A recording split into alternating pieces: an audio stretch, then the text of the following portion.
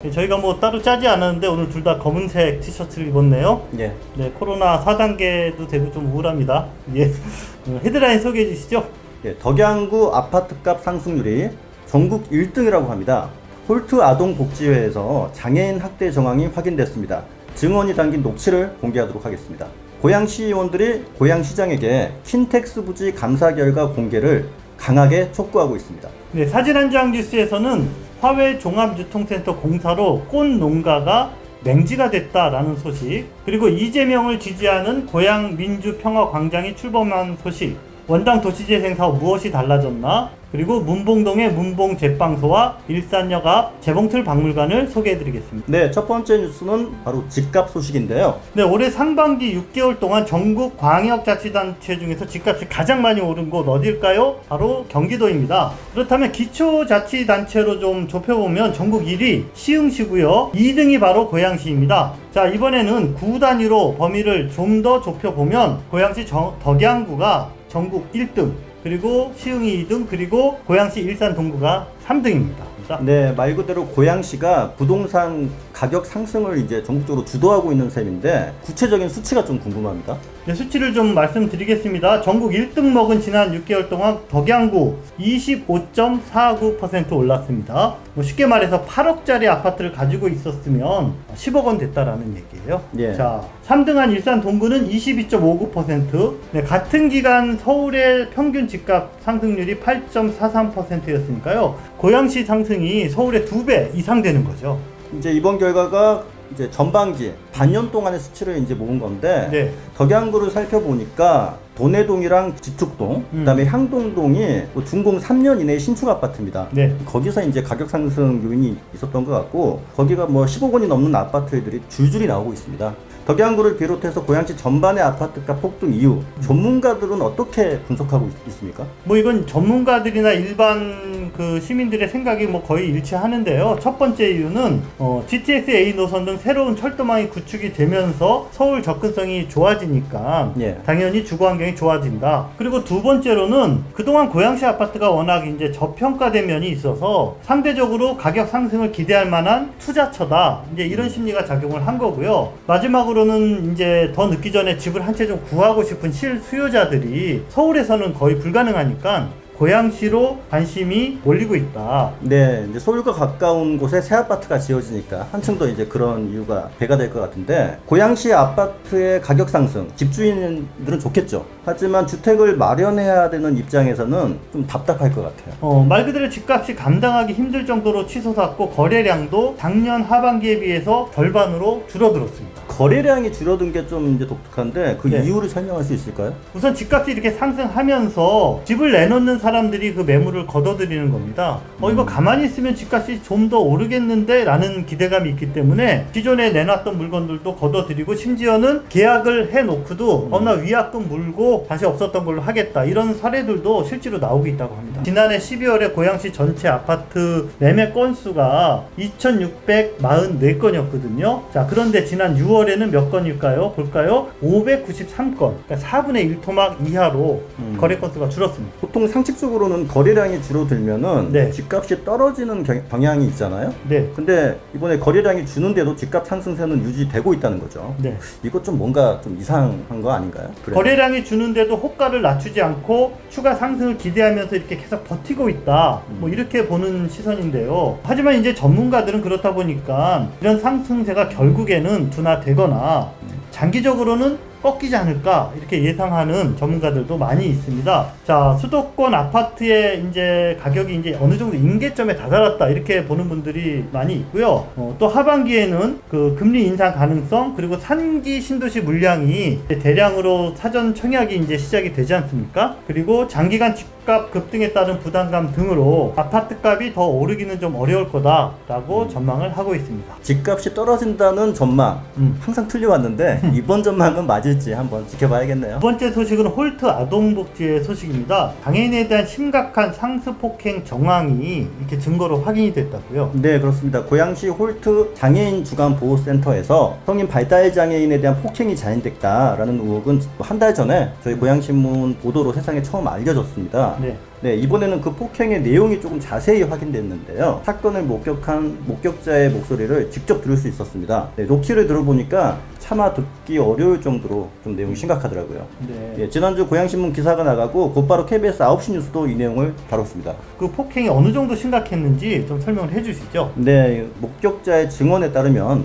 이렇게 얘기하더라고요. 샌드백 수준으로 시도 때도 없이 장애인들이 맞았다. 주간보호센터 입소자 중에는 이제 성인 여성 발달 장애인도 있거든요. 이들에 대한 성희롱이 차마 입에 담기 어려울 정도였습니다.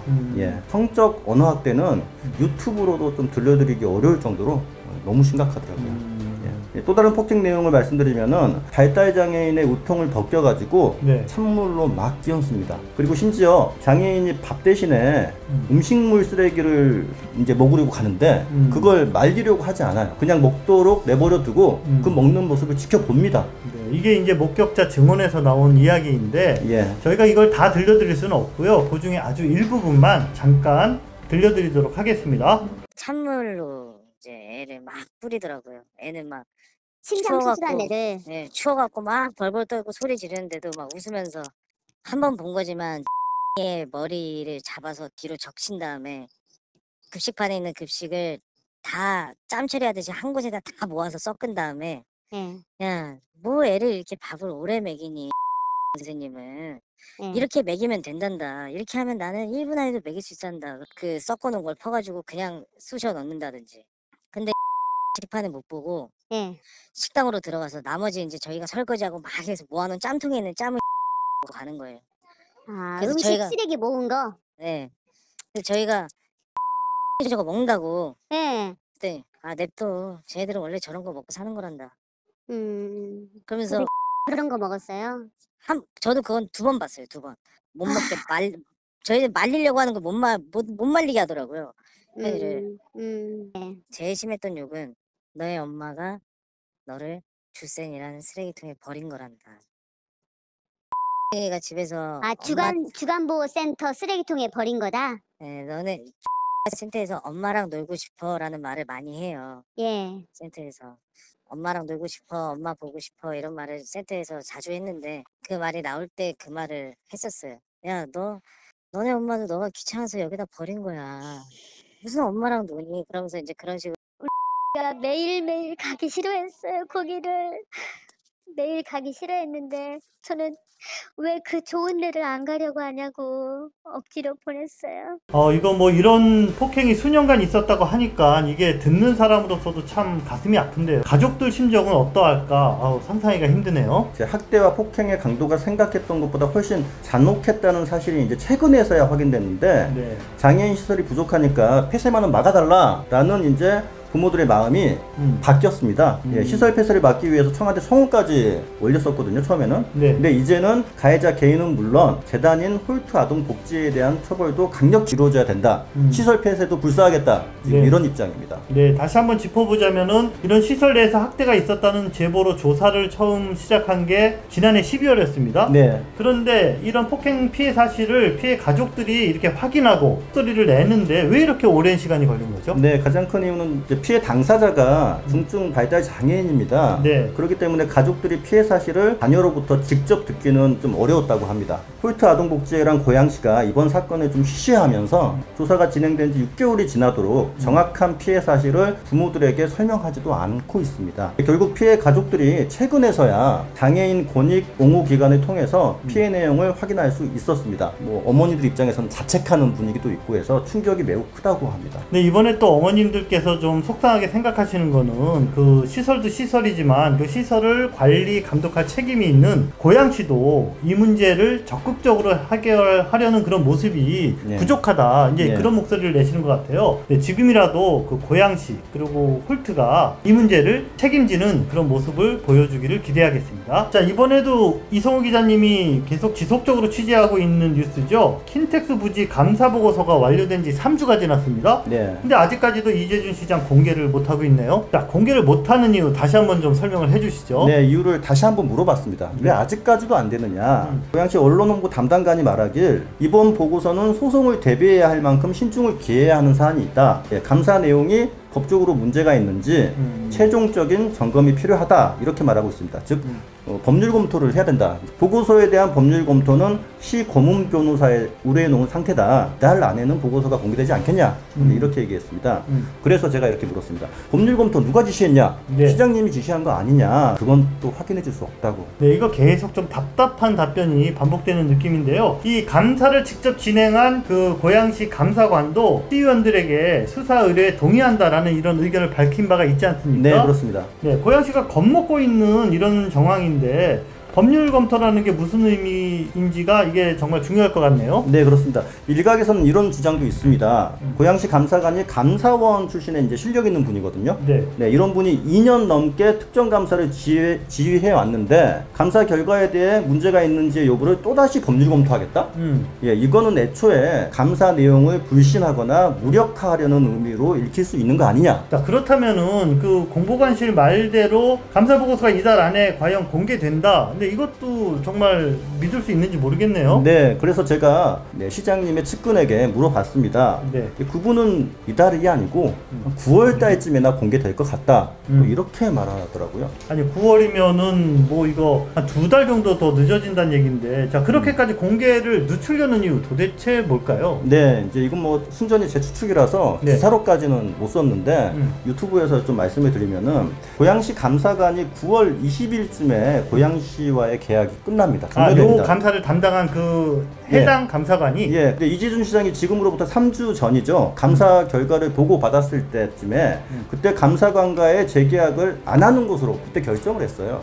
네, 그러니까 그 직접 감사를 담당한 그 공무원이 예, 감사관이 예, 9월 달에 그만두고 나서 고양시에서 이 결과를 발표하면 뭔가 조금 더 편해진다, 그 소린가요? 네, 그래야 뒤탈이 없다는 뜻입니다. 고양시 입장에서는. 왜냐면은 네. 고양시가 법률 검토를 통해서 네. 감사 보고서의 내용을 일부 감출 수도 있거든요. 그렇다면은 감사관이 없었을 때 그거를 공개해야지 고양시 입장에서는 이 내용에 대해서 반박할 사람은 감사관밖에 없으니까 편해지는 것이죠. 감사관이 되들어야 되는데 감사관을 내보내고 감사 보고서를 수정했을 때 일이 편해진다. 예, 뭐 물론 이거는 이제 저희 상상이니까 예, 단정 짓긴 힘듭니다. 아무튼 고양시 의원들도 이번 감사 내용을 무척 궁금해하고 또 공개를 촉구하고 있죠. 네, 정의당과 국민의힘 야당 의원들이 보고서 수사 즉시 공개하고 수사 의뢰하라고 지금 사진에서 보시는 것처럼 시청 정문 앞에서 1인 시위를 이제 여러 명이 이렇게 동참하고 있습니다. 자, 이재준 시장이 이 보고서를 언제까지 품에 안고 있을지 이성우 기자님이 아마 끝까지 지켜볼 것 같습니다. 내년에 완공 목표로 지금 공사가 진행 중인 고양 화훼종합유통센터 때문에 한 꽃 농가가 맹지가 되게 생겼다라는 제보가 들어왔습니다. 덕양구 주교동에 들어서게 될 고양 화훼종합유통센터는 국비, 도비 100억 원이 투입되는 사업인데요. 자, 공사 과정에서 화훼농가로 연결되는 현황도로, 그러니까 정식 도로가 아니라 오래도록 마을길로 사용했던 이 관습법상의 도로가 사라지게 생겼다라는 겁니다. 알고 보니까 이 농업인은 화훼유통센터 바로 옆이라는 장점을 보고 얼마 전에 이 농지를 새로 구입을 한 건데요. 공사가 시작되고 보니 이거 길이 사라지게 되는 이런 황당한 일이 벌어지게 된 것이죠. 자, 화훼산업 진흥을 위해 벌이는 사업 때문에 정작 화훼농가가 피해를 보는 일이 발생하면 이거 곤란하겠죠. 주무부서인 고양시 농업정책과 그리고 사업 주체인 화훼농협이 원만한 해결책을 찾아주기를 기대하겠습니다. 지난주 고양민주평화광장이라는 단체가 출범했다는 소식이 들려왔습니다. 자, 이게 무슨 단체인가 알아봤더니 더불어민주당 대통령 후보 선두주자인 이재명 경기도지사를 지지하는 모임입니다. 자, 7일 킨텍스에서 출범식을 열었는데요. 홍정민 국회의원 그리고 문명순 고양갑 지역위원장이 공동 대표를 맡았습니다. 그리고 다수의 시도의원을 비롯해서 지역의 시민사회 인사들이 상임대표, 공동대표 등의 직함에 대거 이름을 올려 세를 과시했습니다. 자, 출범식에는 이재명계로 분류되는 타 지역 국회의원들도 참석을 했고요. 이재준 고양시장의 모습도 눈에 띄었습니다. 서서히 가열되고 있는 민주당의 대선 후보 경선 열기가 이제 고양시에서도 본격적으로 불이 붙은 것 같습니다. 이번 주 고양신문 사면에는 원당 도시재생 4년 무엇이 달라졌나 라는 제목의 특집 기사가 실렸습니다. 이달에 문을 연 배달이 사랑 나눔터의 개관과 함께 사업 일정을 마무리한 원당 도시재생 뉴딜 사업의 성과를 갈무리하는 그런 기사입니다. 실제로 저도 신문사 가까운 곳에 있기 때문에 원당 도시재생 사업구역인 주교동 골목길을 자주 지나다니곤 하는데요. 정말로 골목 풍경이 깔끔하게 변모한 모습 실감할 수가 있습니다. 무엇보다도 원당 도시재생 사업은 주민들과의 끊임없는 소통으로 자발적인 참여를 성공적으로 이끌어냈다라는 평가를 받고 있습니다. 사진 속 주인공 누구일까요? 사진 속에 이미 답이 들어있죠. 일산동구 문봉동의 문봉제빵소라는 베이커리를 운영하는 김대영 사장님의 가족입니다. 이번 주 고양신문 구면에 고향의 이웃으로 소개된 분들인데요. 사실 문봉제빵소의 멤버들은 이 사진 속 인물들 외에 2명이 더 계시다고 합니다. 바로 김대영 대표님의 부모님인데요. 오래전부터 빵집을 운영했던 아버님께서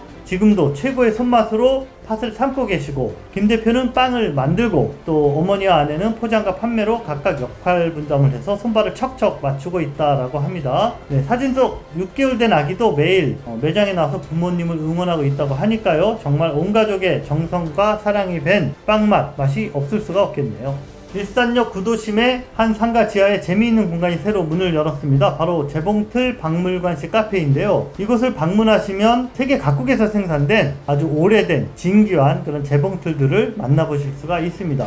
네, 저도 처음에는 별 기대를 안 하고 갔는데요. 가보니까 정말 무궁무진한 그런 재봉틀의 세계에 매력에 푹 빠지는 그런 공간이었습니다. 일산역 앞에 한번 들르실 일이 있으면 꼭 한번 찾아가 보셔도 좋을 것 같습니다. 재봉틀 박물관과 관련돼서 저희 고양신문이 만든 또 하나의 유튜브 채널인 고양신문 하루여행에 별도의 동영상을 만들어서 올려놓았거든요. 네, 고양신문 하루여행도 구독 부탁을 드리겠습니다. 자, 오늘 준비한 소식은 여기까지입니다. 처음 경험하는 수도권 코로나 4단계 조치가 이제 시작이 됐습니다. 네, 몸 건강도 중요하지만 마음의 건강도 정말 중요한 것 같습니다. 마음 건강 잘 챙기시면서 어려운 시절 이겨내시기 바랍니다. 저희는 또 다음 주에 새로운 소식으로 찾아뵙겠습니다.